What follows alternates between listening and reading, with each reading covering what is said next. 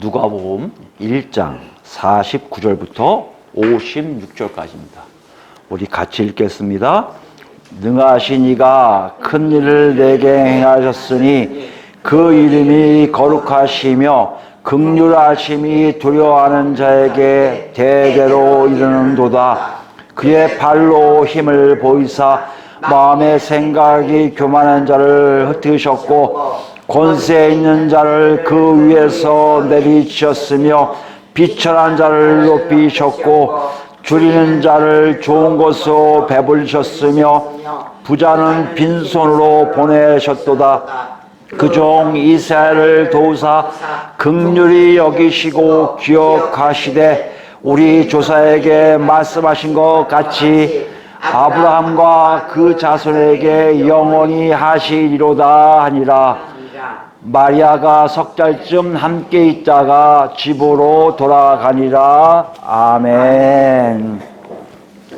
지난 시간에 우리 무엇에 대해서 알아보았습니까? 신약을 근거로 한 신약에 의한 하나님의 구원의 역사 두 번째로서요. 우리가 하나님의 구원이 어떤 것을 알아보았는데 그 구원이 어떤 것이었습니까?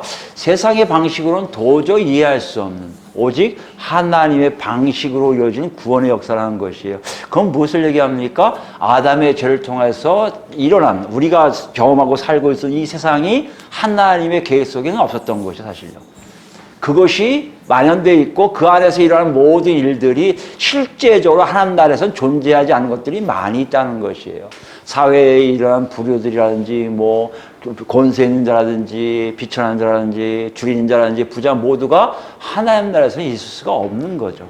그렇기 때문에 하나님의 방식으로는 도저히 하나님 뜻을 이룰 수가 없기에 하나님의 구원의 역사는 하나님 백성들에게 하나님의 방식대로 살게끔 인도하신다는 것이에요. 그것이 실제로 일어난 게 어디입니까? 신약시대 시작하면서 성령을 통해서 교회라는 공동체 안에서 교회 공동체 안에서 실제적으로 그런 일이 일어났고요.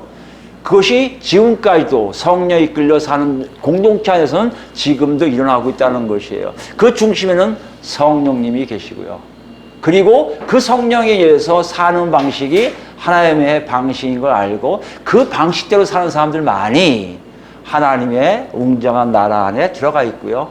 구원받는 길로 가고 있음을 우리에게 보여주었다는 것이에요. 한 주가 어떠셨어요, 여러분? 여러분 삶 속에 정말 이것은 세상의 방식이요, 이것은 하나님의 방식하고 이렇게 구별이 되는가요? 아니, 여러분 삶 속에 가치 기준이 세상이 아닌 하나님이야 라고 여러분 마음속에 그런 것이 떠오르는가요? 사실 이것이 굉장히 간단한 것 같은데요. 참 어렵습니다. 왜 어려울까요? 실제적으로 저도 마찬가지지만 여러분도 그러실 거예요. 교회라는 공동체 안에 들어오니까 대부분 뭘 가르칩니까? 행위를 가르쳐요. 그게 종교적 행위라고 우리가 명칭할 수 있지만 행위를 가르치는데 예배생활을 하라, 기도하라, 헌금하라, 봉사하라 이런 행위를 가르치다 보면 그것이 마치 하나님의 방식으로 생각할 때가 있다는 것이에요. 근데 신기한 건요. 내가 하나님 방식으로 사는 종교 행위가 있듯이 내가 밖으로 나오면 교회 밖으로 나오면 나는 세상의 삶이 또 있다는 것을 알게 된단 말이에요. 그러니까 이게 맨 처음에 좀 약간 혼동이 오는데 나중에는 이게 그것이 혼동이 아닌 그냥 삶이 되어버린 것이 우리의 일상이라는 것이에요. 내가 세상의 방식으로 살고 있는지 세상의 방식으로 하나님 방식으로 살고 있는지 그것이 구별도 안 되고요. 그것이 왜 중요하지도 않고요. 내가 하루하루 숨쉬고 사는 것 자체가 어떻게 보면 하나님께 큰 은혜라고 착각들 하면서 살고 있음이 우리의 본 모습이 아닐까 생각합니다. 이런 상태에서 하나님의 노크 소리가 들리는 거예요. 분명하게 하나님의 방식이 있다는 것이에요. 성령에 이끌려 사는 삶이 분명히 있다는 것이에요. 그래야만이 심판이 아닌 구원으로 가게 된다는 것이에요. 여러분, 이런 삶을 여러분이 계속해서 말씀이 여러분을 녹화하고 있다면 한 번 내지 두 번 이상을 자꾸 돌이켜봐야 돼요. 내가 지금 어디 있지? 분명히 여러분과 저는요, 중간이 아니라 혼합되는 상태로 살고 있을 거예요. 여기서 여러분이 한 걸음씩 빠져나오고 있음을 안다면 여러분은 하나님 나라의 백성이고요. 그렇지도 못하고 그냥 있다면 경고사인이 켜지고 있는 것을 듣지 못한다면 여러분과 저는요. 어떻게 보면 하나님의 구원의 역사가 없음을 스스로 인정한다는 것이에요. 여러분 이 노크 소리에, 이 질문에 여러분 과연 뭐라고 대답하시겠습니까? 이게 우리에게 주신 지난 시간의 과제고요. 오늘의 과제입니다. 오늘은 더 들어가요. 오늘은 마리아 창가의 마지막 부분을 하고 있습니다. 마리아 창가의 마지막 부분인데요. 그 마지막 부분은 지금까지 했던 것처럼 신약을 근거로 한 하나님의 구원의 역사의 마지막 시간도 돼요. 이렇게 보면 마리아가 이 노래 부르는 하나님을 찬양한 창가의 내용이 대부분 뭐가 되는 겁니까? 하나님의 구원의 역사와 깊게 관련되어 있음을 알 수 있다는 것이에요. 우리가 하나님을 알고 하나님 백성이 되는 것이 무엇인지를 마리아는요, 예수님을 잉태한 후에 그 성령을 통해서 알게 됐다는 것이에요. 이와 마찬가지로 마지막 창가를 통한 마지막에 내용 내용도 그것을 종합적으로 우리에게 알려주고 있다는 것이에요. 다시 얘기하면 신약을 근거로 한 하나님의 구원의 역사가 어떤 것인지를 종합적으로 우리에게 보여주고 있습니다. 그것이 어디예요? 54절과 55절 말씀입니다. 54절 말씀 보면 지금까지 51절부터 계속 하나님의 구원의 역사에서 알아보았는데요. 구원의 역사를 우리가 뭐로 알 수 있다고요? 동사를 보면 안다고 했습니다. 위에서 흩으셨다, 내리셨다, 높이셨다, 배불리셨다, 보내셨다처럼 오늘 54절, 55절에도 동사를 통해서 하나님의 구원의 역사를 우리가 이해할 수가 있다는 것이에요. 근데 주절이 우리가 보면 54절의 내용 나오고요. 그 54절의 내용이 뭐예요? 하나님이 예언한 것이 생각되어 있지만 그 종 이스라엘을 도우다, 동사라고 했어요. 도우사가 그 동사예요. 하나님의 구원의 역사를 표현하는 것이 도우사입니다. 여기 도우사가 뭐예요? 돕다. 돕다라는 뜻은 남을 누구에게 뭔가 이렇게 도와주는 거라는 의미겠죠. 이렇게 뭐랄까 도와주는 개념이에요. 여러분 참 표현하기 어려운데 다른 사람에게 필요한 것을 채워준다든지 애써서 노력 봉사를 같이 한다든지 뭔가를 그들에게 내 거를 주는 걸 얘기하잖아요. 근데 주는 거면 그 사람에게 유익하게 되기 위한 것이 도와준다는 것 아닙니까? 근데 여기 돕다라는 뜻은요 좀 더 깊이가 있다고 학자들이 얘기해요. 어떤 깊이가 있냐면요 도움을 주는 걸 끝나는 게 아니라 아예 그 상대방의 역할을 담당해버려요. 그 부분을 차지해버려요. 그리고 전신전력, 모든 걸 다 동원해서 헌신해요, 그 사람에게. 그것이 여기에 돕다의 뜻이야. 그럼 더 나가서요, 그러면 괴롭잖아요, 돕는 사람이. 근데 여기 보면요, 돕는 사람이 기뻐요. 막 유익해요, 스스로가. 그러니까 이걸 다 종합해서 보면 이 돕다라는 도우사라는 단어가 어떤 의미입니까? 하나님의 구원의 역사라는 것은요, 하나님이 기뻐서 누군가를 막 전심전력해서 헌신하고요. 누군가에게 그 사람 파트까지, 그 사람의 역할까지 다 행해주는 걸 말씀하십니다. 그래서 다른 학자들은 이거를 돕다라는 거 번역하라고 붙잡다, 지탱하다, 보조하다, 지지하다라는 얘기예요. 이게 들고 가는 거예요, 들고 이렇게. 이게 이 돕다라는 뜻이에요. 그러니까 하나님의 구원의 역사는요, 구원의 대상을 어떻게 한다고요? 완전히 지탱하고 보조하고 완전히 그렇게 가게끔 만들어주시는 거예요. 한번 이놈은 내가 꼭 구원시킬 거야 하면요, 끝까지 끌고 가시는 게 바로 돕다라는 뜻이에요. 구원의 깊이가, 구원의 굉장히 진함이 우리에게 묻어나는 단어인 것입니다. 그럼 누구를 돕는다고 했습니까? 마리아 창가를 보니까 그 종의 그 종. 여기 종이라는 단어는 일반 노예를 얘기하지 않습니다. 일반 노예나 일반 종이 아니라요, 나이가 어린 아이를 얘기해요. 나이가 어린 아이니까 어떻게 보면요, 자기 자식도 될 수 있어요. 자기 자식이 어떤 관계예요? 굉장히 친밀한 관계잖아요. 친밀한 어린아이들을 얘기할 수 있고요. 떠나가면 어떻게 해요? 정말 복종을 완전히 최대한 어떤 사람이 완전히 복종하는 종을 얘기해요. 노예들 중에도 복종하는 종이 있잖아요.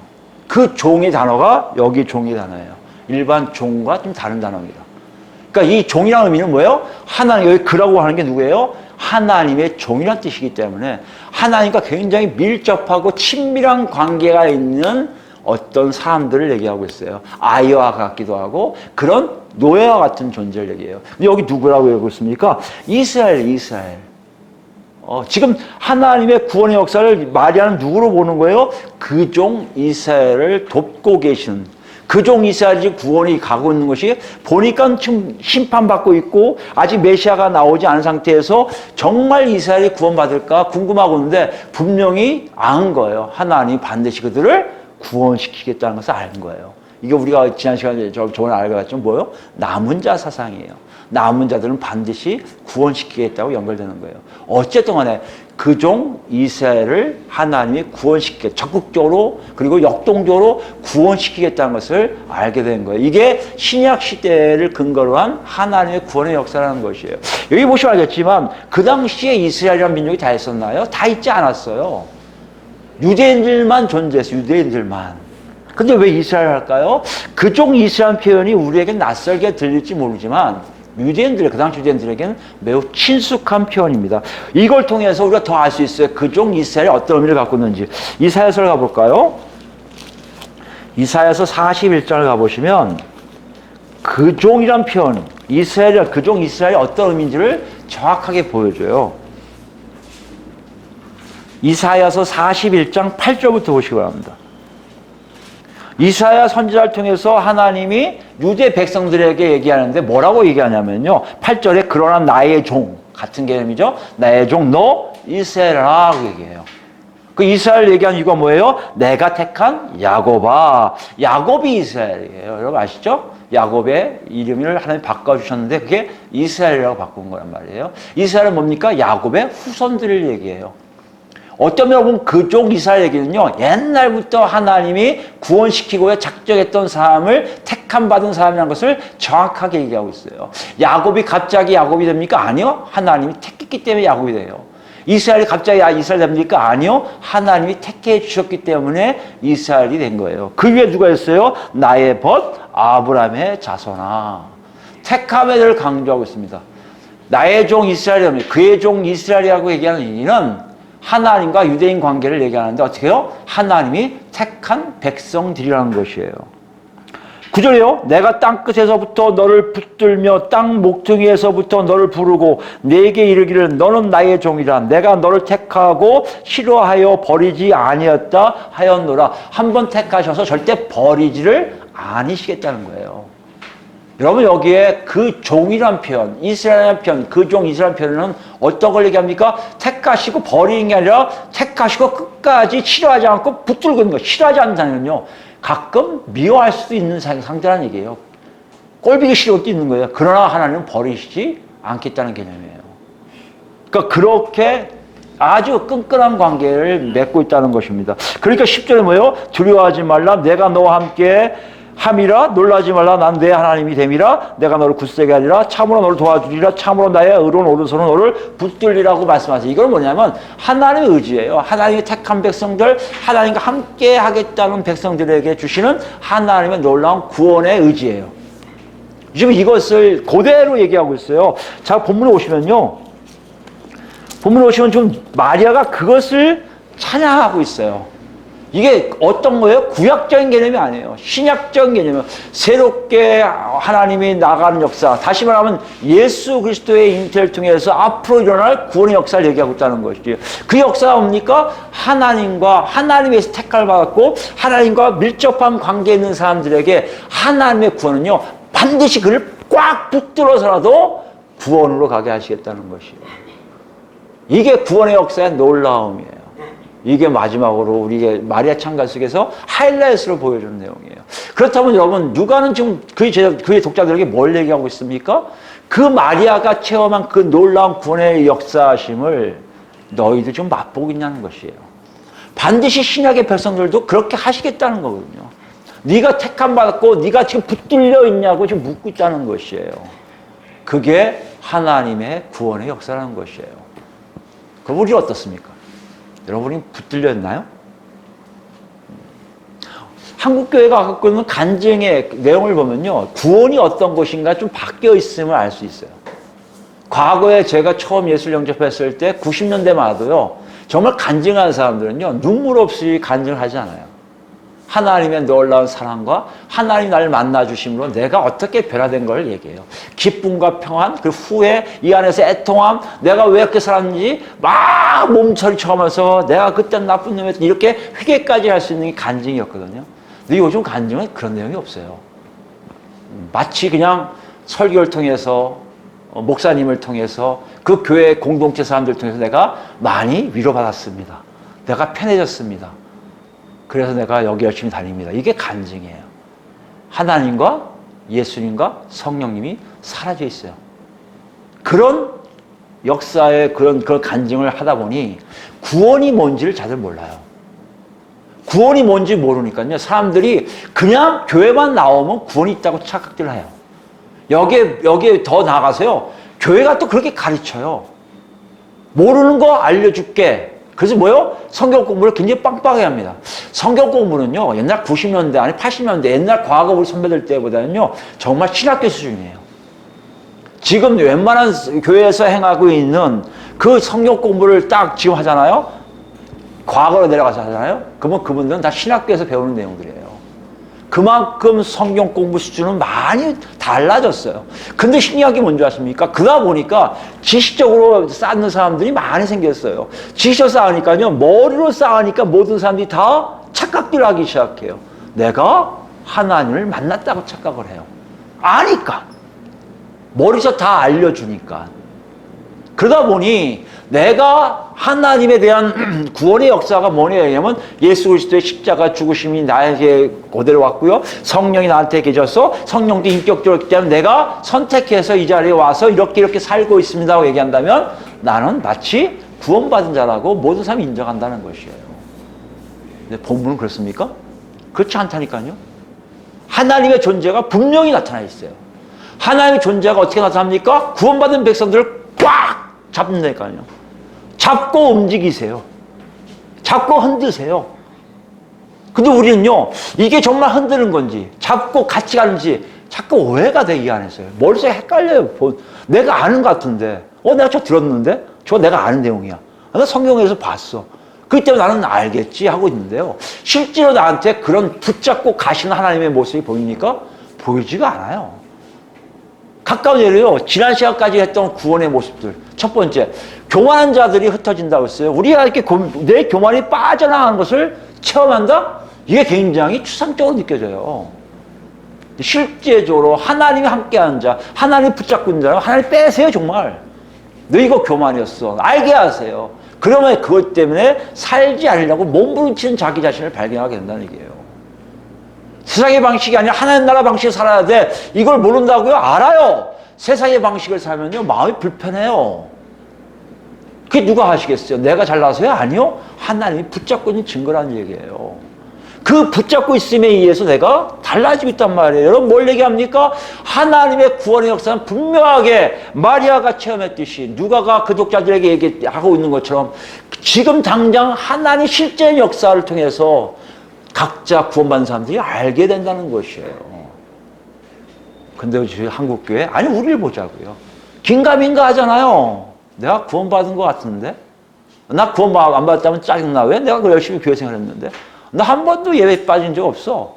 한 번도 교회 집회 나 빠진 적 없어. 기도회하면 기도회 모이고 철회하면 철회에 모이고 봉사하면 봉사 다 했는데 내가 왜 구원하고 관계없다 왜게? 지금 이렇게 생각하고 있을 수 있단 말이에요. 그렇기 때문에 앞에 뒤에 얘기 교만이 흩어질 것이요 세상 방식이 아니라 하나님 나라 방식대로 살아야 된다. 이것이 내 안에 울림이 있을지라도 아까도 얘기했지만 울림이 있을지라도 나는 내 스스로의 삶을 통해서 그냥 합리화시켜버려요. 근데 오늘 그게 안 된단 말이에요. 여러분과 저에게 각자 하나님이 붙잡고 있음을 아냐는 거예요. 이걸 어떻게 할 수 있습니까? 제가 정말 거기 있는지 우리 한국교회가 가장 복잡할 것 같아요. 너무 많은 내용들이, 너무 많은 것들이 방송을 통해서 막 나가니까요. 또 유튜브를 통해서 내가 듣고 싶은 내용만 듣잖아요. 그러다 보니까 내가 알고 있는 구원관이라는 것이 막 형성이 돼버려요. 그런 내가 알고 있는 구원관과 다른 것이 들어오면요. 거부를 해버리지 받아들일 생각을 안 해요. 그게 올 수 있다고 얘기하거든요. 왜요? 하도 이단이 많으니까. 옳은 자세일 것 같아요. 그러나 성경에서 얘기하는 성령님의 녹과하심에 의한 하나님의 구원의 역사를 여러분 녹과한 속에 외면한다면 이런 건 저는 멀어지는 거 아니에요. 그러면 어떤 것이 정말 하나님의 구원의 역사인지를 보자는 거예요. 여러분에게 있는지 없는지.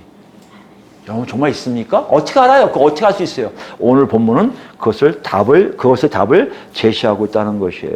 어디 있습니까? 54절 후반에 보면요. 도우사라고 되는데 도습니다로 끝나야 돼요. 원래 도우십니다.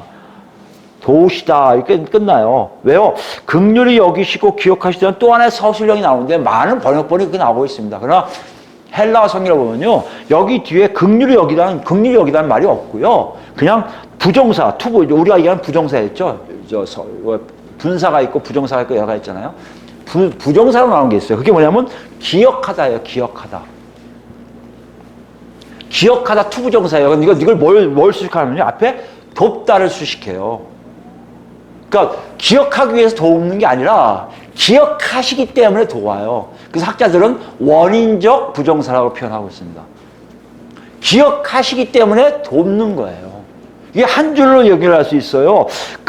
하나님이 그 종 이스라엘을 도우시는데 그분이 기억하시기 때문입니다. 다시 거꾸로 얘기하면요. 기억하시기에 돕습니다예요. 하나님이 그 종 이스라엘을 기억하시기 때문에 돕습니다. 기억하기에 돕습니다. 됐다는 거예요. 그러면 뭘 기억하냔 말이에요. 여기 보니까 긍휼의 긍휼. 긍휼이 그냥 명사로 나오고 있습니다. 긍휼이 여러분 50절에 나온 긍휼과 같은 단어입니다. 50절에서 우리 긍휼하심과 같은 내용이라는 게 긍휼이 뭐예요? 하나님이 하나님과 관계한 백성들에게 충성되고 은혜롭고 신실하게 베푸시는 사랑이에요. 하나님과 관계된 사람들에게 행하시는 하나님의 사랑, 우리 헤세드라고 얘기했죠. 그 사랑을 나간다는 얘기예요.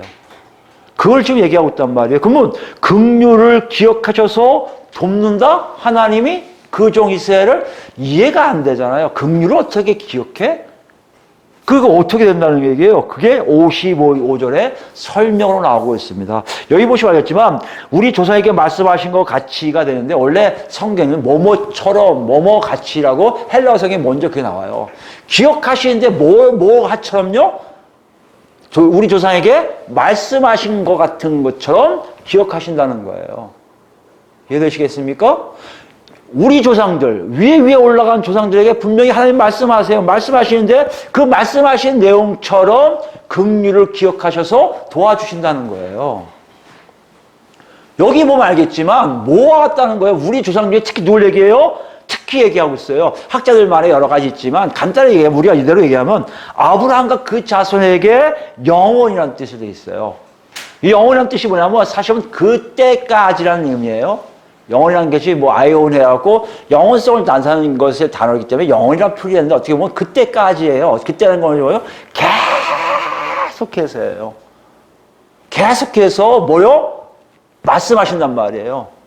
말씀하신 것이 있다는 거예요. 누구에게 한 것처럼요?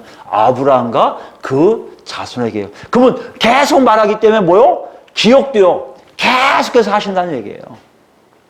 한 번 말씀하시면 계속해서 말씀하신 것처럼요. 한 번 기억하시면 계속해서 기억하세요. 뭘요? 하나님의 신실한 사랑을. 그렇기 때문에 계속해서 기억하시기 때문에 계속해서 도와주세요. 계속해서 구원으로 이끄세요. 그렇기 때문에요. 우리가 구원의 역사를 하나님 체험하면요. 여러분 죄송하지만 정확하게 보셔야 돼요. 지금 우리 삶 속에요. 계속해서 예민함이 막 들어와 있어야 돼요. 그게 성령 충만함이에요. 성령께서 역사하시잖아요. 계속 충만한 역사하면요. 내가 구원으로 가는 길이 보이고요. 내가 구원으로 가는 삶이 뭔지를 알고 살려고 몸부림치고 있는 걸 본단 말이에요. 이 단어에 다 나와 있어요. 영원히 하나님이 구원받은 백성들을 돕고 계심을 얘기하고 있다는 거예요. 그게 뭐처럼요?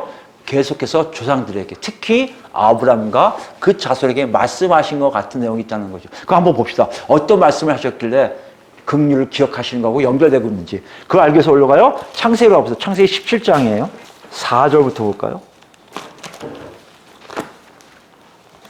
할례를 하게끔 하시는 할례 언약이 나오는 단계입니다. 17장 4절부터입니다. 엘샤다이 하갈로 통해서 이스마엘 낳았고 이건 난 다음에 하나님이 침묵하세요. 침묵하시고 계시다가 말씀하시는 거예요. 그 다음에 언약을 체결하시거든요. 근데 4절부터 보시면 보라 내 언약이 너와 함께 있으니 여기 언약이라는 단어가 나오는데요. 언약하면 여러분 잘 아시면 조약이라도 할 수 있고요. 협정이라 할 수도 있고요. 협의라고 할 수 있어요. 고대 근동지방에서요. 사회 운영을 위해서 계약 관계를 철저하게 하는데 그중 하나가 언약이에요. 언약이라는 것은 집단 대 집단 할 수 있고요. 개인 대 개인도 할 수 있고요. 단수와 복수가 할 수 있고요. 개인과 집단이 할 수 있고요. 집단 대 개인이 할 수 있어요. 나라 대 나라가 할 수가 있어요. 민족 대 민족이 할 수 있어요. 그래서 서로 원하는 것, 요구사항과 서로 권리를 서로 주고받아요. 그 합의를 봐요. 합의점을. 합의점을 본 다음에 어떻게 해요? 같이 앉아서 빵이죠. 우리 지금. 우리 지금 떡이고 그들 지금 빵이죠. 빵을 쪼개요. 빵을 쪼개서 같이 먹어요. 이게 언약이에요. 무슨 말입니까? 세상에 공표하는 거예요. 이 사람과 내가 이런 계약을 맺었어. 이 의무를 반드시 지켜야 돼, 서로. 이 권리를 서로 누릴 수가 있어를 만천하에 공표하는 거예요. 그래서 한쪽이 위반하잖아요. 그러면 그 사회에서 그 사람은, 그 집단은 살아나기가 힘들어져요. 엄격한 제도가 언약제도예요. 이걸 그대로 하나님이 갖고 들어오세요. 누구에게요? 타락한 사람들에게. 타락 전부터 있었어요. 그러니까 가능하죠. 아담을 창조할 때 생육하고 번성하라, 이것도 언약이고요. 이걸 먹지 마라, 먹느라 정령 죽으리라, 이것도 언약이고요. 그 맺은 관계들 하나님 일방적으로 해요. 사람도 모르니까 뭔지를. 일방적으로 할 텐데 아담이 타락 이후에는 더 분명하게 하세요. 노아에게 다시 너에게 물로 심판하지 않으라. 무지개가 보이면 내가 다 그걸 멀리하리라. 그런 언약 체계를 하세요. 이러다가 본격적으로 누구한테 합니까? 아브라함에게 본격적으로 하기 시작합니다. 아브라함에게 본격적으로 하면서 오늘 이 시간에 두 번째, 세 번째 나온 것이 할례를 통한 완전한 언약, 또 하나의 언약을 위해서 한 것이 17장 4절 말씀이야. 내 언약이 너와 함께 있으니, 지금 하나님이 하시는 거예요, 일방적으로요. 너는 여러 민족의 아버지가 될지라. 이거 해주겠다는 거예요.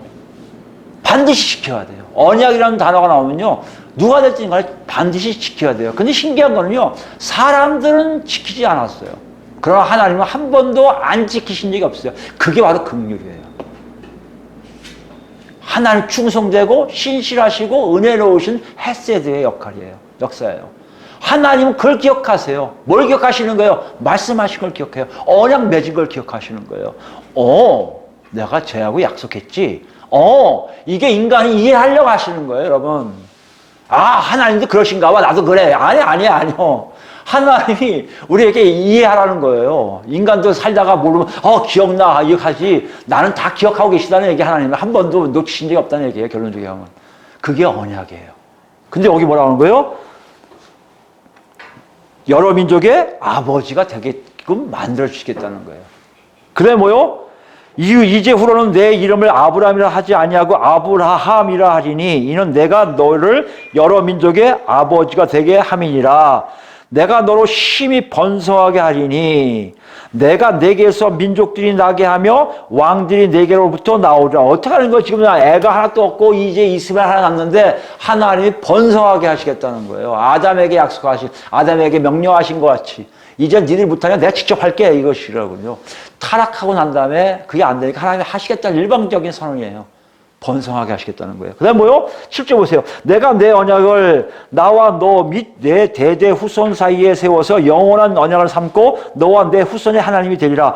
내가 너와 내 후손에게 내가 거류하는 이 땅 곧 가나안 온 땅을 주어 영원한 기업이 되게 하고 나는 그들의 하나님이 되리라 라고 약속하세요. 하나님이 보내오라고 가게 하신 그 가나안 땅에 하나님의 아브라함이 약속하시는 아브라함의 후손들을 많이 낳게 하셔서 그 땅에서 주인이 되게 하고 하나님은 그들의 하나님이 되겠다 하는 거예요. 근데 본문에 보면 왜 그 자손이라고 했을까요? 그 자손은 복수가 아니에요. 단수예요. 여기에 후손이 바로 단수거든요. 그러니까 마리아 창가는 지금 이걸 그대로 가지고 온 거예요.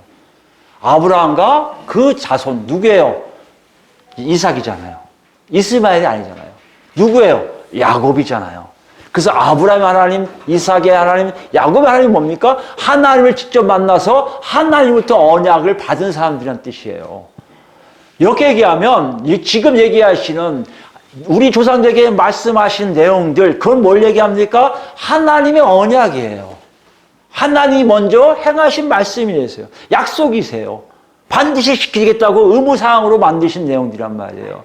인간이 잘나서가 아니라, 아브라함이 잘나서가 아니라, 이스라엘 백성도 잘나서가 아니라 하나님의 긍휼이 그들에게 베푸심으로 나온다는 얘기예요. 이것을 들은 이삭, 이것을 들은 야곱, 그 이후에 쫙 퍼진 거 아니에요. 이 내용이 실제적으로 어떻게 역사냐면요. 하나님의 구약의 역사 속에 이것이 계속해서 묻어나요. 우리 출애굽기 가볼까요? 출애굽기 2장 가보시면 출애굽기 2장 하면 여러분 아시겠지만 요셉을 통해서 애굽 땅에 들어간 이스라엘 백성들이요. 400년 가까이 지나고 나니까 요셉을 알지 못하는 왕이 나타나요. 요셉이 알지 못하는 왕이 나타나는데 너무 이스라엘 백성들이 점점 늘어가거든요. 인구가 늘어난다면 그 당시에 국력이에요. 걔들이 자기들이 어떻게 할까봐 애를 죽여요. 그리고 학대하기 시작합니다. 무진장 학대하는 것을 알고 있는 거예요. 그때 이들이 드디어 하나님께 간구하고 기도하고 난리 쳤어요. 근데 하나님의 말씀을 2장 23절 이렇게 기록하고 있습니다. 여러 해 후에 애굽 왕은 죽었고 이스라엘 자손은 고된 노동으로 말미암아 탄식하며 부르짖으니 그 고된 노동으로 말미암아 부르짖는 소리가 하나님께 상달된지라. 그럼 그들이 불쌍할 거 아니에요. 근데 보세요. 24절입니다. 하나님이 그들의 고통 소리를 들으시고 하나님이 아브라함과 이삭과 야곱에게 세운 그 언약을 기억하사 하나님이 이스라엘 자손을 돌보세요. 이스라엘 자손들을 돌보신다는 게 도와주신다는 거예요. 하나님이 그들을 기억하셨더라라고 기록하고 있어요. 무슨 말씀입니까? 하나님의 구원의 역사가 그들에게 향한 언약을 기초로 해서 이루어진다는 것이에요. 뭘 얘기합니까? 신약 시대에 일어나신 일도 같다는 것이에요. 이것이 쭉 가요. 구약 전체 흘러가요. 어려울 때마다 이 얘기를 하세요. 어려울 때마다 네 조상들에게 약속한 거, 어려울 때마다 네 조상들이 범죄한 거, 어려울 때마다 그런 모든 것들 얘기하시면서 기억하셔서 구원의 길로 가세요. 그게 마지막에 유대인들을 심판하실 때까지 있었어요. 심판하신 후에 남은 자도요, 바로 그 언약을 기초로 해서 그들을 살려주신다는 것이에요. 아니, 그들을 다시 회복시켜서 고토로 돌아오게 하시겠다는 것이에요.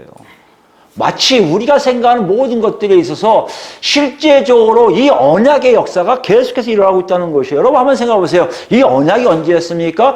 우리가 보수적으로 얘기해도요, BC 15세기 전이라고 봐야 돼요.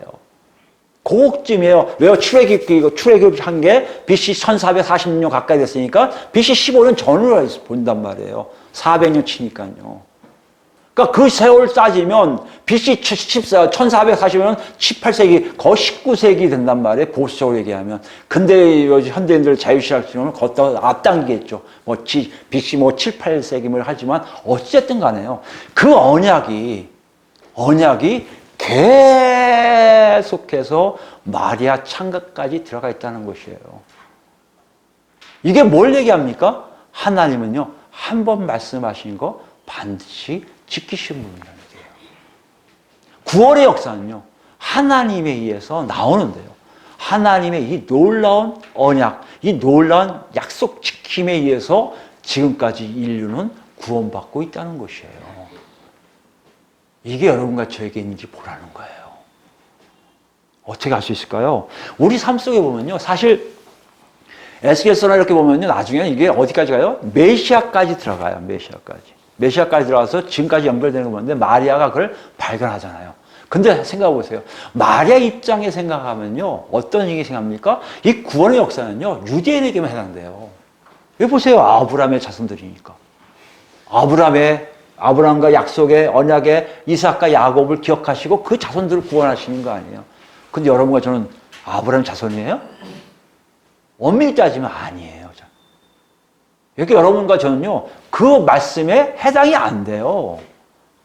그냥 죽이면 다 죽을 수밖에 없는 사람들이에요. 유대인들 그렇게 생각했거든요. 마리아 시대 때 유대인들 반드시 그렇게 생각했을 거예요. 이방인들은 다 죽은 자들인데, 하나님과 관계없는 자들인데, 그들은 뭐 있겠어? 우리만 구원받는. 아마 마리아도 마리아 참가할 때는 그렇지 않을까요? 아, 정말 맞습니다. 에스겔 선지자뿐만 아니라 예레미야 선지자, 이사야 선지자를 통해서 약속하신 또 학계나 선지자 다 그 약속하신 내용들이 맞군요. 드디어 하나님이 우리를 구원시키겠군요. 하나님 정말 대단하세요. 그종 이스라엘을 도우시겠다는 게 정말이군요 하고 고백할 수 있어요. 그럼 우리는요? 우린 거기 없잖아요. 우린 이 내용이 아니잖아요. 다시 본문 이 말씀이 우리 내용이 아니잖아요. 우린 여기 해당이 안 되잖아요. 근데 왜 누가는 그 독자들에게 이걸 알라고 할까요? 여러분, 이것이 굉장히 중요해요. 우리가 만약에 이 아브라함의 언약 같은 것이 하나님이 문제가 너 구원시키기 걱정하지만 내가 널 구원시킨 이유는 네 할아버지, 아니 네 증조부, 네 아니 고조부에 대해서 약속한 게 있어. 그렇기 때문에 널 구원할게. 그럼 난 구원에 하나님의 역사가 있음을 알 수 있잖아요. 근데 없단 말이에요. 뭐 3, 4대? 여러분, 우리가 믿으겠어요. 4대까지, 5대까지 왔다 합시다. 5대 조상 때문에 널 구원시키겠다? 그런 약속하신 적 없어요. 하나님은 우리에게 그런 약속하신 적이 한 번도 없단 말이에요. 그럼 우리는 언약이 없잖아요. 유대인들이 있는데. 우리는 구원이 없잖아요. 근데 왜 누가는 이것을 독자들에게 말하고 있을까요? 유대인들 입장에서 한번 생각해 봅시다. 유대인들 분명히 그렇게 생각했을 거예요. 아니, 예수를 만난 유대인들도 그랬을 거예요. 여러분, 사도행전을 쭉 보시면 알아요. 사도행전 쭉 보시면 정말 유대인들이 이방인들을 그렇게 여겼어요. 그 사람들 구원이 없다고요. 이게 바울 죽을 때까지, 아니 야고보 선생이 죽을 때까지 계속됐다가요. 이제 예루살렘 폐기된 다음에 디아스포라 된 이후에도 유대교와 기독교가 완전히 갈라지는 일이 됐다는 얘기예요. 뭐냐면 이방인들이 구원이 없을 거라는데 저 이상한 놈들인데 이방인 자 구원이 있다고 한다? 근데 누가와 그 독자들은요 정말 그것을 확인했어요. 우리가 그걸 확인해야 된다는 거예요. 뭘 확인했을까요? 유대인들 눈에요 놀라움이 일어났어요. 마리아가 잉태한 아이가 태어나고요 자라면서 하나님 나라를 증거하기 시작했고요. 이 사람이 갑자기 십자가 못 박혀 죽어요. 죽더니 3일 만에 부활했다고 하고요. 그들이 또 40일 만에 또 승천했다고 그러고요. 또 성령이 왔다고 하면서 제 아들이 바뀌는 걸 봤어요.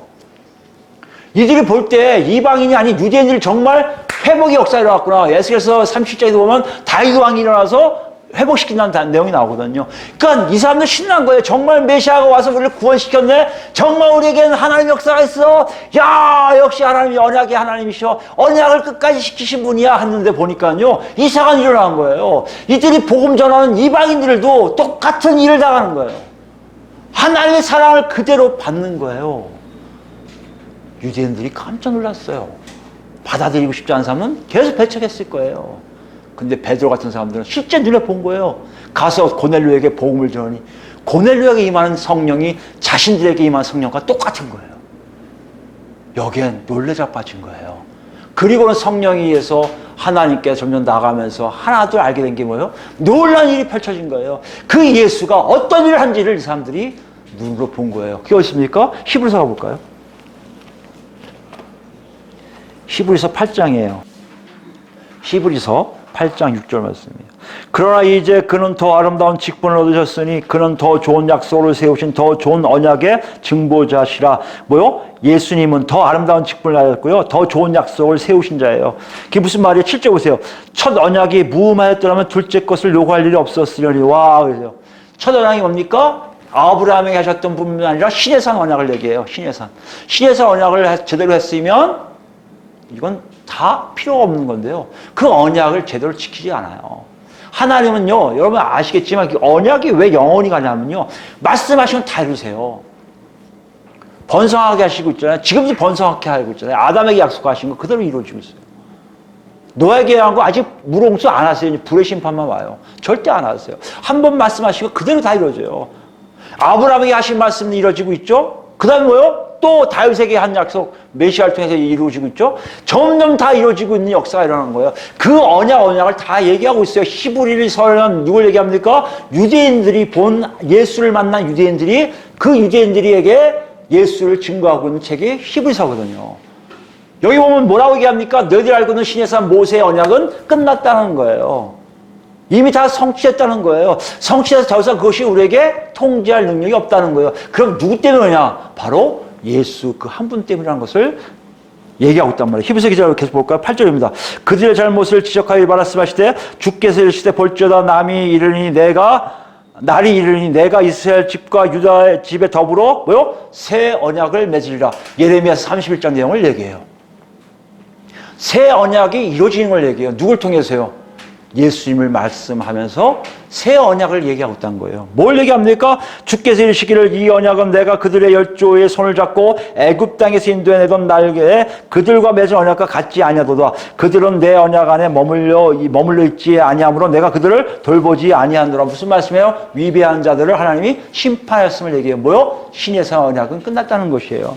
10절입니다. 주께서 이르시되 그날 후에 내가 이스라엘 집과 맺을 언약은 이것이니 내 법을 그들의 생각에 두고 그들의 마음에 이것을 기록하리라. 나는 그들에게 하나님 되고 그들은 내게 백성이 되리라. 또 각각 자기 나라 사람과 각각 자기 형제를 가르쳐 이르기를 주를 알라 하지 아니할 것은 그들이 작은 자로부터 큰 자까지 다 나를 알미라. 내가 그들의 불의를 긍휼히 여기고 그들의 죄를 다시 기억하지 아니하려니와 아니하리라 하셨느니라. 새 언약 13절입니다. 새 언약이라 말씀하였음에 첫 것은 낡아지게 하신 것이니 낡아지고 새한 것은 없어져 가는 것이라. 구약은 신의 새 언약은 사라졌다는 거예요. 그리고 어떤 얘기예요? 이들이 유대인이 알고 있는 모세를 통해서 구원의 역사가 있을 것 같은데 그게 아니라는 얘기예요. 아브라함의 언약은 계속해서 있지만 신의 새 언약은 끝났다는 것이에요. 그 대신에 누가 온 거예요? 바로 예수 그리스도가 온 거예요. 그게 어떻습니까? 9장 11절 말씀 보세요. 9장 11절 그리스도께서는 장래 좋은 일에 대제사장으로 오사 손을 짓지 아니한 것 곧 이 창조에 속하지 아니한 더 크고 온전 장마로 말미암아 염소와 송아지 피로 하지 아니하고 오직 자기의 피로 영원한 속죄를 이루사 단번에 성소에 들어가셨느니라. 염소와 황소의 피와 및 암송아지의 죄를 부정한 자에게 뿌려 그 육체를 정결하게 거룩하게 하거든. 하물며 여기 12절 13절은 뭡니까? 신에서 언약을 통한 제사의 개념이에요. 죄사함 받는 방법이에요. 이것이 필요가 없어진 걸 얘기한 거예요. 왜요? 예수님이 직접 피를 흘렸기 때문에. 그게 14절입니다.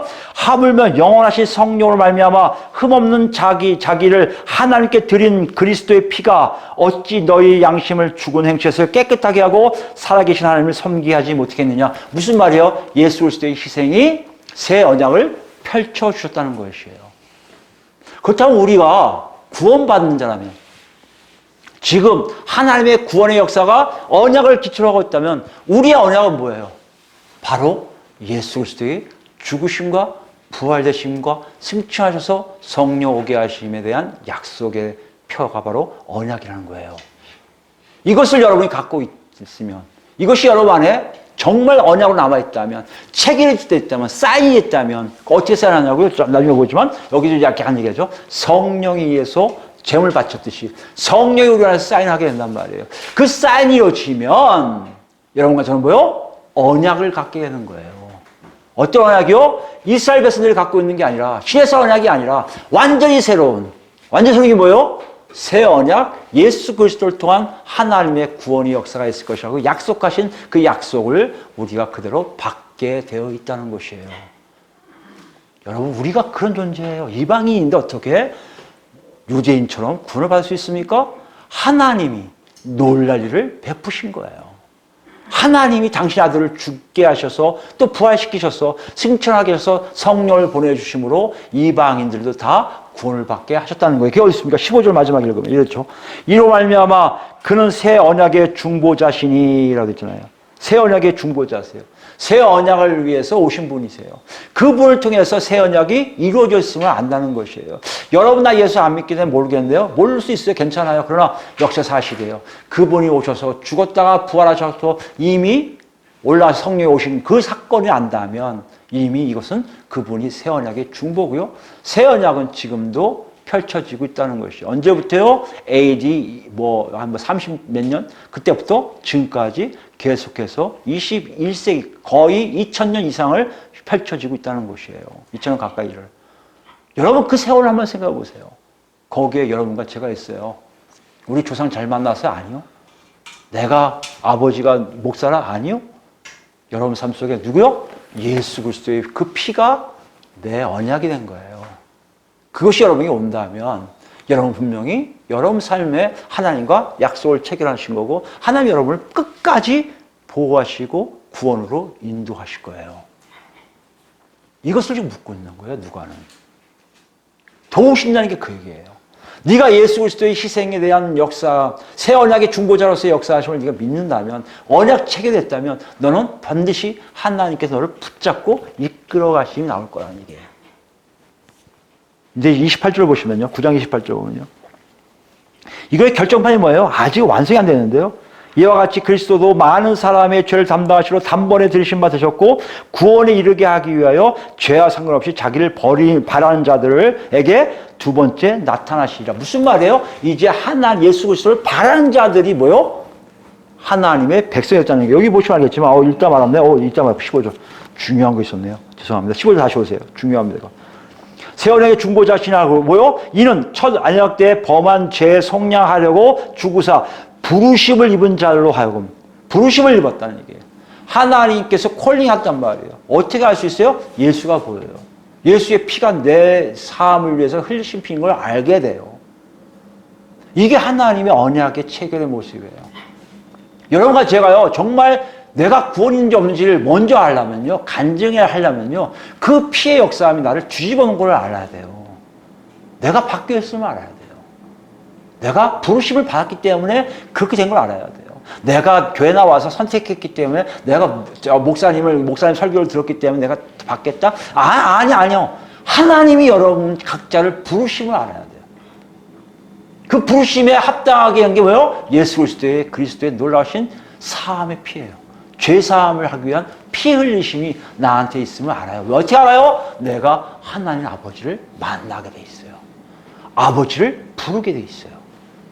여기 그 얘기하는 거예요. 부르심을 입은 자로 하여금 영원한 기업의 약속을 얻게 하려 하십니다. 영원한 기업이 뭐요? 영원한 하나님 나라가 보이기 시작해요. 하나님 나라 들어가고 싶어요. 그렇게 바란 자들. 그래서 예수님 빨리 오세요. 바란 자들에게 28절 얘기한 것처럼 두 번째 오신이 예수 그리스도를 통해 완결되는 언약, 예수 그리스도라는 새 언약의 완결, 성취를 보여주고 있다는 것이에요. 여러분 여기에 있는지 없는지를 확인하셔야 돼요. 우리에게 그 언약이 있어요. 우리에겐 더 이상 신의 산 언약이 아니에요. 더 이상 아브라함 언약과 멀어질 수 있어요. 그 아브라함 조상이 우리 조상 아니어도 돼요. 그래서 할례를 안 받아도 돼요. 우리는 뭐만 있으면 돼요? 예수 그리스도를 통한 희생의 피의 역사를 통해 하나님 부르신 자들을 영원한 기업의 백성으로 다 삼으신 역사를 체험했다면 여러분 저는 이미 새 언약 안에서의 구원의 역사를 맛보는 사람들이라는 거예요. 그럼 원래 우리 질문을 합시다. 여러분 정말 여러분이 하나님의 구원의 역사가 막 활발하게 있음을 여러분 아십니까? 모르겠다고요? 여러분 이 체험이 없어서 그래요. 예수 그리스도의 귀하신 피가 나를 살리셨다는 것을 몰라서 그래요. 다시 얘기할까요? 그게 어떤 환상적이고 신비로운 걸 그럴 수도 있어요. 너무 좋죠. 그게 아니더라도 그 피의 역사하심이 누굴 알게 돼요? 아버지 하나님을 알게 한다는 것이에요. 아버지를 찾게 돼 있어요. 아버지 하나님을 부르게 돼 있단 말이에요. 하나님이 나의 하나님이 된 놀라운 역사를 체험하게 된다는 거예요. 그래서 하나님과 내가 언약 체결하는 거예요. 여러분만 생각해 보세요. 그런 분들이 있다면 지금 여러분 하나님이 막 움직이고 계실 거예요. 복닥복닥하게 하실 거예요. 막 끌고 가시는 느낌이 들 거예요. 왜 내가 어딜 가지 끌고 가시는 느낌이 있어요. 이게 바로 도우시는 거예요. 여러분과 저를 돕고 계신 거예요. 뭐 하기 위해서요? 구원받게 하기 위해서. 이걸 하기 위한 가장 결정적인 것. 이것이 어떻게 가능합니까? 인간의 힘으로 안 되잖아요. 하나님 하신 거 어떻게 할 수 있어요? 그래서 오신 분이 뭐라고요? 성령 하나님이신 거예요. 갈라디아서 3장 가봅시다. 갈라디아서 3장 가보시면 사도 바울이 이거에 대해서 정확하게 정리해버려요. 싹. 어려운 문제도 싹 해결하는 것 같아요. 왜 이걸 쓰셨냐면 내가 다시 얘기하지만요. 그 당시 유대인들, 은혜 받았다는 유대인들, 예수님을 만났다는 유대인들도 아직도 해결이 안 돼요. 왜 해결이 안 됩니까? 그럼 아브라함의 언약은 뭐야? 아브라함 언약은 아브라함 자손들에게 있는 거 아니야. 그러니까 이 사람들 가는 곳곳마다 뭘 얘기하십니까? 할례 받으라고 얘기해요. 예수 믿었어? 잘했어. 이제 아브라함의 축복을 받으려면 할례 받아야 돼. 할례 받아야 된다고 얘기해요. 한국교회도 과거에 목사님들, 우리 선배들 중에도 뭐 때문에 모르지만 우리 한국교회가, 아예 한국 사회가 할례를 굉장히 강조하잖아요. 애들 어렸을 때 할례 시키잖아요. 그래서 그게 다행이라고 얘기하는 분들이 있더라고요. 여러분 그거 아니에요. 우리가 할례 받아야 우리가 복 받는 거 아니에요. 아브라함 복 받는 거 아니에요. 그게 벗어나 있음을 얘기하는. 근데 유대인들은 그걸 깰 수가 없어요. 몇천 년 동안 이런 전통인데요. 그걸 깬 사람이 누구예요? 사도 바울이에요. 어떻게 그걸 깼습니까? 그걸 얘기하고 있는 거예요. 3장에는요.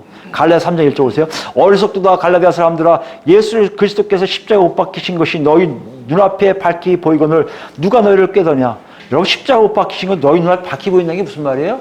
그 십자가의 역사가 내 안에 와서 내가 뒤집어져 있는 걸 안다는 거예요. 아까 얘기한 그대로예요. 새 언약을 내가 받아들임, 체결한 것을 안 거예요. 어떻게 되냐? 근데 그런 너희들을 어떻게 깨느냐? 누가 깨느냐? 2절 보세요. 내가 너희에게 다만 이것을 알려 하노니 너희가 성령을 받은 것이 율법의 행위로냐? 혹은 듣고 믿음으로냐? 성령 받음이 뭐예요? 체결한 거예요. 언약 체결한 거예요. 여러분 한번 생각해 보세요. 언약 체결이 가능한 이유. 여러분 했다고요? 아니요? 일방적이었어요. 그동안 다 하나님이. 아브라함에게도 일방적이었어요. 다윗에게도 일방적이었어요. 모든 사람들이 다 일방적으로 언약하세요. 네, 우리에게는요. 새 언약 백성에게 뭘 준다고요? 성령 받으라고 언약하였어요. 예수님 말씀하시잖아요. 성령 받으라. 성령 받아야 서로 용서할 수 있다까지 얘기해요. 성령 받아야 달라졌다는 것이에요. 그럼 무슨 얘기입니까? 하나님 뜻을 이해하기 위해서는요. 언약 체결해야 되는데 언약 체결은 반드시 성령이 오셔야 된다는 거예요. 성령이 너희 안에 있는 것이 뭐냐? 율법의 행위로냐? 듣고 믿음이냐고 물어보고 있다는 얘기예요. 왜 이렇게 물어보고 있습니까? 자꾸 율법을 강조하고 할례 받아야 된다고 음식법 지켜야 된다고 자꾸 얘기하니까. 이방인이랑 밥 먹으면 안 되고 유대끼리 밥 먹어야 되고 이방인 따로 밥 먹어야 된다고 하니까 그거에 대해서 사람들이 미혹당하기 시작한 거예요. 3절입니다. 너희가 이같이 어리석으냐? 성령으로 시작했다가 이제는 육체로 마치겠느냐? 중요합니다. 성령으로 시작한 사람들은요. 성령의 이끄심이 뭔지를 알아요. 지금 이것을 놓치고 있는 거예요. 왜 놓친다고요? 언약을 잘못 이해해서요.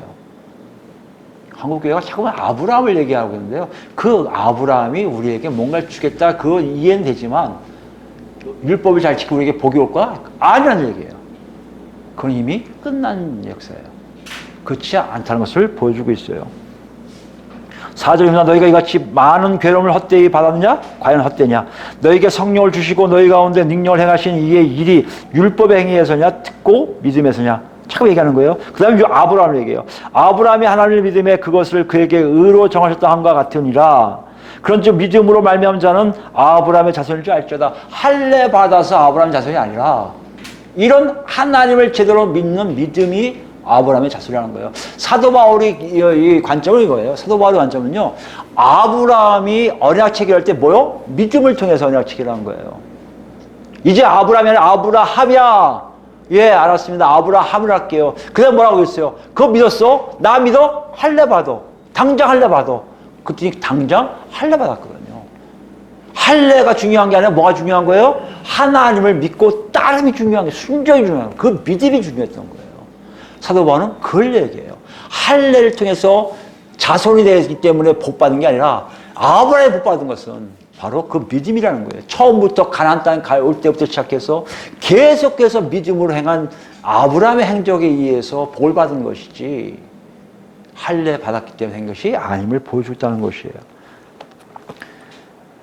또 하나님이 이방을 믿음을 말미암아 의로 정하실 것을 성경이 미리 알고 먼저 아브라함의 복을 전하되 모두 이방이 너로 말미암아 이게 이제 12장에 나오죠. 창세기 12장에 나오는 얘기입니다. 이방인의 복이 될 거다. 그러므로 믿음을 말미암은 자는 믿음이 있는 아브라함과 함께 복을 받느니라 했어요. 믿음이 있으면 돼요. 믿음 있는 거 어떻게 합니까, 여러분? 여러분 믿음 있는 거 어떻게 알아요? 믿음이 뭐예요? 하나님을 믿는 거잖아요. 예수 그리스도를 통해서 하나님 믿는 거. 어떻게 예수 그리스도를 통해서 하나님 믿죠? 그건 내가 아니라 성령이 오셔 가능한 거 아니에요. 13절에 그걸 얘기하고 있어요. 13절 보세요. 그리스도께서 우리를 위하여 저주를 받은 바 되사 율법의 저주에서 우리를 속량하였으니 기록된 바 나무에 달린 자마다 저주 아래에 있는 자라 하였습니다. 예수님의 십자가의 사건에 의해서 우리가 저주에서 해방될 뿐만 아니라 보세요. 14절 보세요. 이는 그리스도 예수 안에서 아브라함의 복이 이방인에게 미치게 하고 또 우리로 하여금 믿음으로 말미암아 뭐요? 성령의 약속을 받게 하려 함이라 할 수 있어요. 성령이 우리 안에 오심으로 아브라함 같은 삶을 살 수 있는 거예요. 아브라함의 믿음의 복에 우리에게 그대로 오게 됐다는 얘기예요. 지금 갈라디아 교인들이 뭘 놓치고 있는 거예요? 율법을 지켜야 한다고 함으로 이 복을 놓치고 있는 거예요. 이 역사를 놓치고 있는 거예요. 중심이 뭐라고요? 언약의 중심은 성령을 받음이에요. 예수 그리스도의 희생과 함께 성령이 오셔서 우리를 뒤집어놔야 믿음이 생기고요. 믿음이 있어야 비로소 하나님의 언약이 뭔지 알고 그 언약대로 우리가 살아가게 되어 있다는 것이에요. 여러분, 우리가 한번 생각해 봅시다. 구원 받으셨습니까? 언약이 없다고요? 우리 언약은 예수 그리스도의 언약이에요. 예수님을 통한 하나님의 새로운 언약이에요. 그 언약이 여러분에 있습니까? 어떻게 알아요? 예수 그리스도의 피가 아버지 하나님을 만나게 하셨어요. 그걸 어떻게 증거할 수 있어요? 성령님이 여러분을 눈을 열게 하시고 귀를 열게 하시고 마음의 생각들을 다 열게 하셔서 아버지 하나님을 보게 했단 말이에요. 여러분 그렇습니까? 그럼 또 봐야 돼 이제. 정말 하나님, 그 하나님 여러분 도우고 계십니까? 구원을 가는 방향으로 가고 계세요? 어떻게 알아요, 여러분? 잘 될 때는 몰라요. 잘 될 때는 신나니까 잘 모르는데요. 안 될 때 알아요. 여러분 힘든 일이 생기십니까? 힘든 일이 생긴 사람은 대부분요, 지금 끌려가고 계신 거예요, 지금. 하나님이 거의 끌고 가시는 거예요, 이렇게. 이게 안 되면요, 여러분, 저도 제 아내한테 들은 게지만, 이 목을 다 이렇게 하나님 맺고 끌고 가는 사람들 봐요. 그 중에 이제 제가 알고 있는 누구도 그렇게 가고 있음을 저도 압니다. 그렇게 하는 사람이 있어요. 하나님이 강제로 끌고 가요. 여러분, 이 사랑이 여러분 아세요? 이거 사랑이에요? 낯설을 거예요. 굉장히 싫어요. 그런데 끌고 가요. 나중엔요, 머리채를 끌고라도 가세요. 몸이 질질 피가 날 때까지도 가세요. 그래야 뭐가 있어요? 구원이 있기 때문에. 그런 사람들 어떤 사람들이에요? 하나님의 언약 안에 들어간 사람들이에요. 하나님의 새 언약이 들어간 거예요. 예수 그리스도의 희생의 언약이 들어간 거예요. 성령의 약속에 들어간 거예요. 그 약속의 놀라움을 체험하고 있는 거예요. 그런데 사람들은 몰라요. 언제 알아요? 구원받을 그 순간에 하나님 앞에 한량없이 울 뿐이에요. 그 은혜가 감사할 뿐이에요. 내가 어떻게 이렇게 살 수밖에 없었는데 하나님 저를 구원하셨습니까? 그 은혜의 역사가 지금 여러분에게 있습니까? 여러분 찬양하십시오. 감사드리세요. 그리고 그 하나님을 위해서 계속 그 하나님이 지시한 대로 가세요. 여러분 부인하시고요. 세상 멀리 하시고요. 오직 하나님의 뜻 안에 예수 그리스도의 발자취만 쫓아가서 가세요. 그럼 여러분 삶 속에 분명히 하나님이 함께 하심에 도우심이 더 구체적으로 일어날 거예요. 없다고요? 없는 사람 조용히 잘 보셔야 돼요. 옛날에 있었던 것 같아도 지금 없다고요? 분명 여러분 하나님이 여러분을 놓치고 계실 거예요. 아니 놓고 계실 거예요. 언제 순간에 확 낚아채실 거예요. 그게 있으면 다행인데 없다고요? 여러분 지금 성령께서 소멸되고 있는 거예요. 찾으셔야 돼요. 다시 가셔야 돼요. 그 지점이 언제 떨어진 데에 언제 찾아가셔야 돼요. 그리고 그때 붙잡고 기도하셔야 돼요. 하나님 용서해달라고. 내가 다시 살기로 원한다고. 하나님 그때 여러분 다시 낚아채시는 것을 느끼실 거예요. 근데 지금 낚아채심을 느끼십니까? 너무 괴롭습니까? 사람 때문에, 세상의 삶 때문에 여러 가지 괴롭습니까? 여러분 지금 잘 기억해 보세요. 여러분 그 언약에 여러분 있었습니까? 그럼 감사하십시오. 언약이 없었다고요? 한 번도 그걸 내 안에 고백해 본 적이 없다고요? 예수 만나시기 바랍니다. 지금 여러분 부르시는 거예요. 그 콜링을 외면하지 마세요. 그 택함을 멀리하지 마세요. 하나님 여러분 지금 끌고 가신 그 역사가 있다면 여러분이 살아계신 거예요. 기회가 있는 거예요. 제가 본 그리스도교회 여기 예배 드리려고 오신 분들 기회를 하나님 주신 거예요. 그렇다면 여러분 정신 바짝 차리셔야 돼요. 내가 구원인지 없는지 확인하셔야 돼요. 정말 하나님의 놀라운 도움의 역사함이 긍휼을 기억하시어서 날 도와준 역사함이 있다고 생각한다면 여러분 살아계신 거예요. 없다면 이 노크소를 깨세요. 정신 바짝 차리세요. 가장 최우선적으로 다룰 문제예요. 그럼 여러분 한번 생각해 보세요. 이걸 모른다고요? 모를 수가 없어요. 그 하나님이 살아계시다니까요. 존재하세요. 존재하는 애가 우리 집안의 사람 어디 있든 간에 거기 다 알아요. 그리고 걔가 부스럭 거리는 소리 들려요. 배고프면 밥 달라고 우는 소리 들려요. 뭐 필요하다고 얘기하는 게 다 들린단 말이에요. 모른다고요? 거짓말이에요. 아니, 거짓말이 아니라 정말 여러분, 하나님과 만나지 못한 거예요. 이 분명함을 여러분 아시기 바랍니다. 도움이라는 게 그런 거예요. 하나님은 알게 도우시죠? 우렁각시요? 몰래 도와준다? 아니요. 그런 거 없어요. 진짜 알게 도우세요. 그래야지 알죠. 하나님 살아계시구나. 예수님 계시구나. 성령 계시구나. 알죠. 여러분, 신앙생활이 그거예요. 알아가는 거예요. 알아가는 것. 체험하는 과정이에요. 마지막 요한일서 볼까요? 요한일서가 그걸 얘기하고 있어요.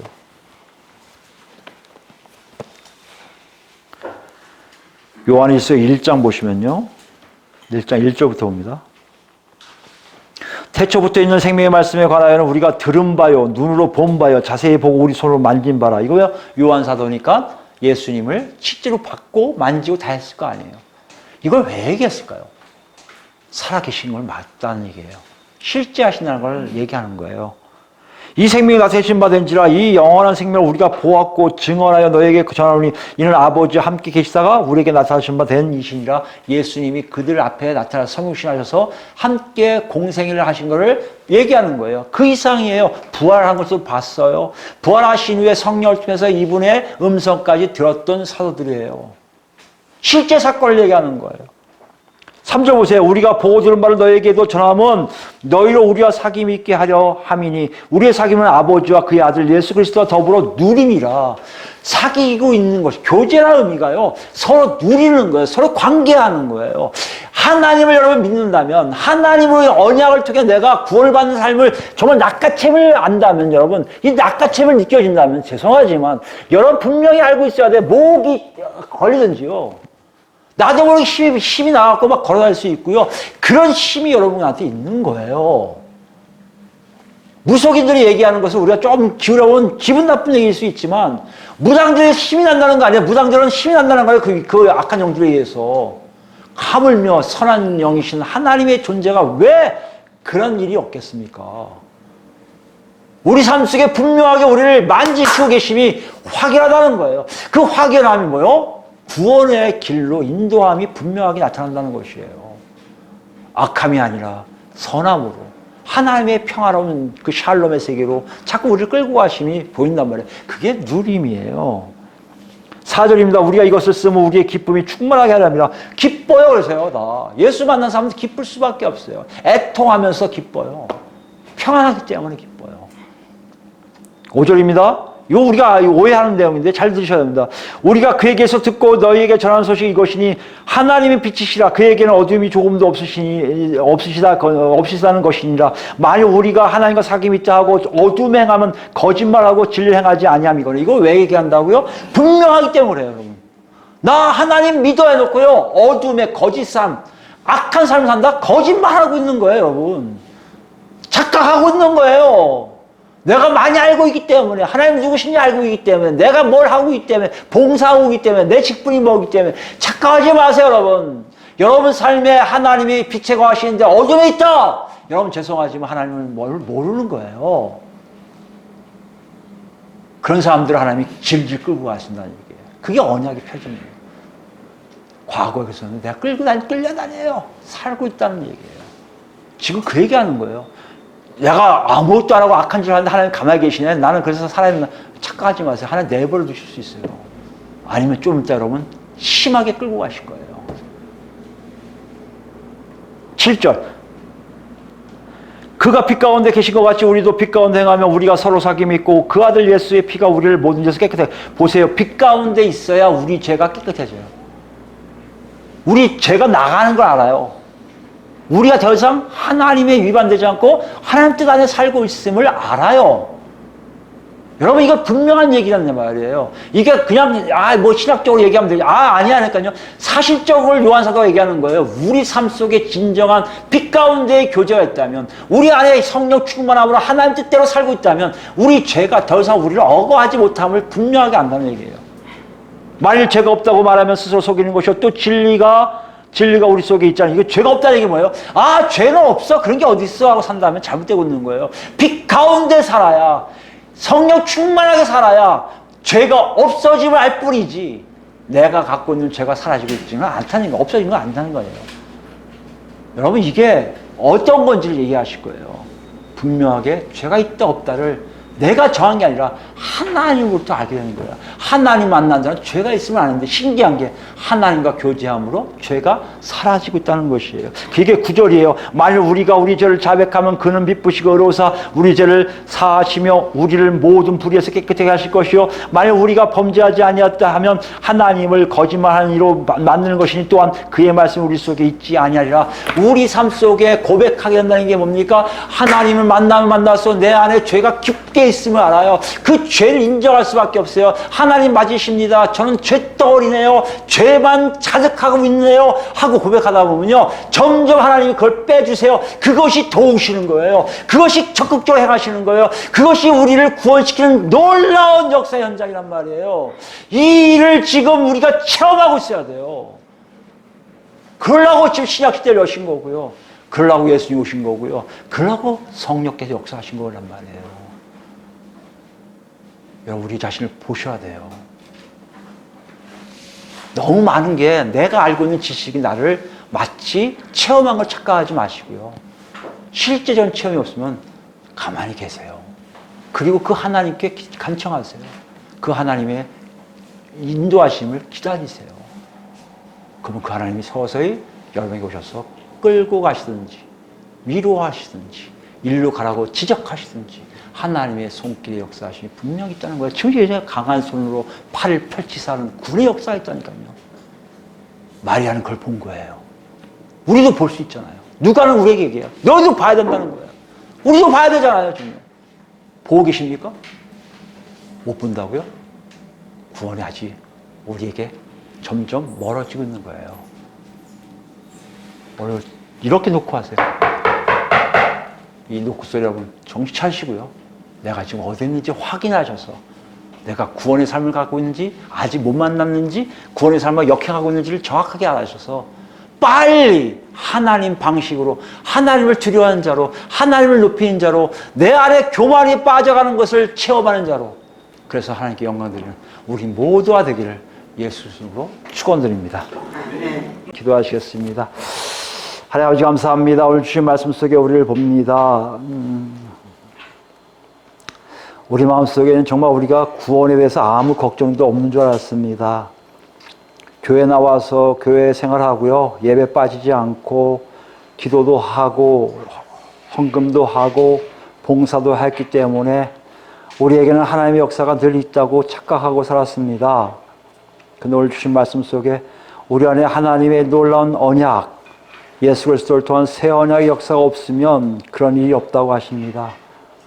예수 그리스도의 귀하신 피가 우리를 살려서 하나님의 백성 삼으시고 하나님과 관계하게 하셔야만이 하나님의 역사가 있다고 주님 말씀하셨습니다. 성령이 오셔서 우리를 뒤집어 놔야 우리가 하나님 뜻대로 살 수 있다고 주님 말씀하고 계셨습니다. 하나님 이 모든 것이 머리에는 있었는데요. 우리 가슴에는 우리 다리에는 전혀 없었습니다. 하나님 어떻게 하면 좋습니까? 어떻게 해야 구원으로 갈 수 있습니까? 하나님의 약속인 정확하시고요. 영원토록 변치 않는다고 주님 말씀하고 계시는데 우리가 그 안에 들어갈 수 있는 길이 무엇인지 주여 알게 하여 주시옵소서. 그래서 구원으로 갈 수 있도록 허락하여 주시고 정말 바라고 원할 것은 우리 모두가 하나님의 강권적 역사를 통해 매 순간순간 우리를 도우시고 인도하시고 구원하시는 역사하심을 체험할 수 있도록 주여 인도하여 주시옵소서. 하나님 뜻대로 사는 자들은 더 큰 하나님의 역사를 체험하게 하시고 하나님 뜻대로 살지 못하고 방황하는 자들에게는 하나님 강권적으로 붙들어서 하나님 길로 강제적으로 인도하시는 하나님 손길을 경험할 수 있도록 주님 역사 인도하셔 주셔서 이제는 하나님 우리가 겸손하게 주님만 바라보며 옆에 사람들에게 주님은 살아계십니다. 주님은 역사하고 계십니다. 상식이 아니요 지식이 아니요 교리가 아니라 나처럼 살아 역사하셔서 나와 함께 동행하시다는 고백이 우리 입술 통해 나타날 수 있도록 주여 인도하여 주시옵소서. 부족합니다. 나약합니다. 어찌할 줄 모를 때가 많습니다. 하나님 우리를 부르셔서 언약 가운데 강권적으로 인도하신 하나님, 하나님의 택하심이 이 자리에 있기를 원합니다. 하나님 우리 각자 한 사람도 빠짐없이 강권적으로 역사하셔서 벗어나고 싶어도 벗어나지 못하고 몸부림쳐도 몸부림치지 못해서 오직 주님만 바라보며 주님의 역사를 통해서 찬양 드리고 구원받았다고 감사하며 내가 비록 아프고 시달려서 몸이 찢기고 남은 거 없어서 못 살겠다고 몸부림쳐도 하나님이 너는 구원이 있을 거라고 말씀하신 그 음성 온전히 들을 수 있는 우리 모두가 될 수 있도록 주여 인도하여 주시옵소서. 아버지 하나님 정말 우리 마음속에 모든 욕심 없습니다. 오직 하나님 우리를 구원시켜서 영원한 하나님 나라로 우리를 이끄시는 그 하나님 손길만 바라오니 주여 이 시간에 성령 충만함으로 인도하여 주시옵소서. 이제 우리 주 예수 그리스도의 은혜와 아버지의 극진하신 사랑과 성령님의 감동과 역사와 교통하심이 이 자리에서 하나님께 예배드리고 그랬습니다. 우리에게 그 놀라운 언약을 주신 하나님, 그 언약 속에 우리가 있겠습니다. 그 언약 속에 성령이 이끌려 살겠습니다.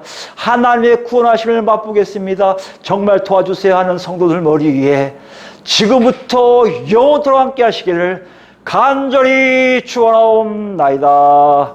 아멘. 아버지 홀로 영광 받으소서. 아버지 감사합니다.